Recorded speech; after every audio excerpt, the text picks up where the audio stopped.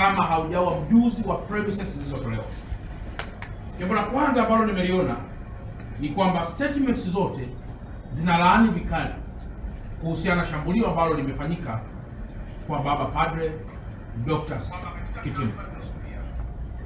Na katika hivyo statements zote hizi zinanyosha vidole kwamba ni muda mwafaka wa kuhakikisha haki inachukuliwa na kutendeka dhidi ya aliyefanya na aliyefanyiwa.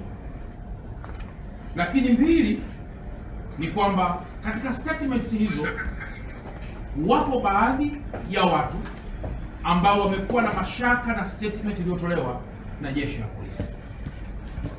Na mashaka haya wao wametoa sababu za mashaka.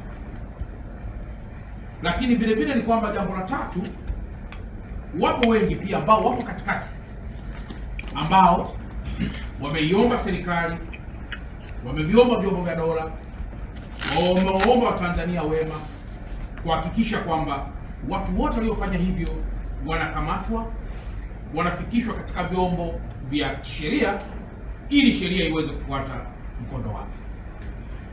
Ndugu waandishi wa habari, mimi kama mkuu wa mkoa wa Dar es Salaam na wenzangu wote, na kama ambavyo jeshi la polisi likushatoa statement yake, naungana pia na kauli zote ambazo zimetokea kulaani vikali sana jambo hili.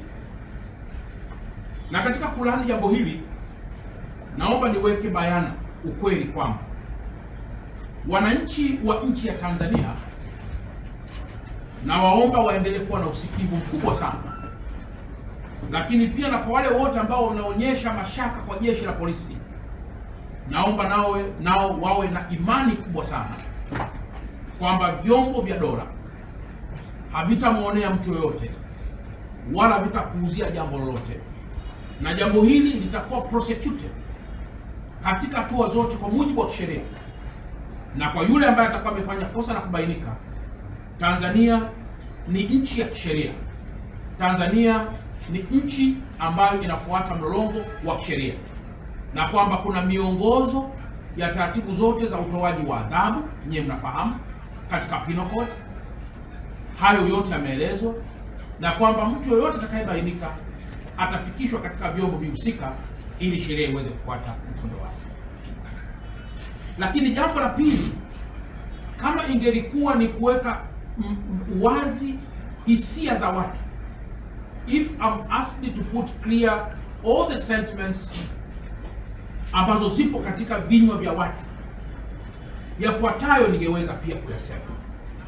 La kwanza, mnakumbuka rais wa sasa wa serikali ya Marekani, United States of America, President Trump, akiwa kwenye mlolongo wa kampeni zake, aliwahi pia kupata shambulio la kupigwa na risasi. Wale wote wanaotoa mashambulio, naomba niweke clear, ni kwamba huwa hawabagui. Hawaangalii huyu ni mwandishi wa habari, huyu ni mkuu wa mkoa, huyu ni padre, huyu ni mchungaji, huyu ni askofu, huyu ni dereva. Wao huwa hawaangalii, bali wanapofanya tukio la uhalifu wanafanya na kuona almost all people are equal. Mkuu wa chuo cha Kilimanjaro Institute of Technology and Management kilichopo Mwenge, Dar es Salaam, na chenye ithibati na usajili wa NACTIVATE, anapenda kuwatangazia ofa maalum wahitimu wote wa kidato cha 4 kozi mbalimbali za kompyuta, zikiwemo computer application, ICT for beginners, PC maintenance, video production, graphics design, pamoja na CCTV camera. Pia mula mpya wa somo kwa kozi za IT, business, hotel management na front office. Kumbuka, sifa yetu kubwa ni ufundishaji kwa njia ya vitendo. Kwa maelezo zaidi, piga 0754464361 au 0766348652. KITM, elimu na ujuzi ni msingi imara.